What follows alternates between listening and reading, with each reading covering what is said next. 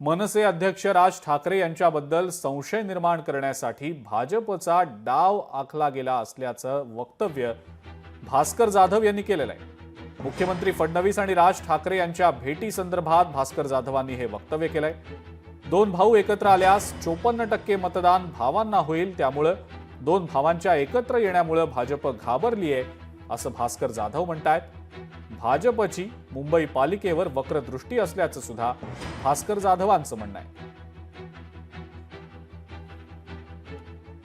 फडणवीसांनी भाकरी फिरवली की काय फिरवलं यापेक्षा भारतीय जनता पार्टी ही नेहमीच कूटनीतीनं, दुष्टनीतीनं आणि भेदाभेद आणि फोडाफोडी अशा नीतीनंच भारतीय जनता पार्टीची संपूर्ण राजकीय वाटचाल असते।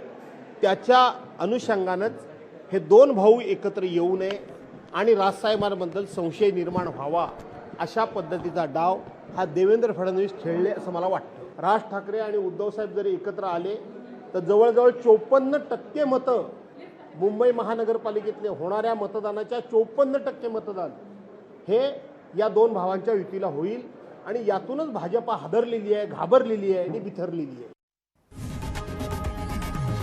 लोकशाही मराठी ऐका, पहा, जागरूक रहा।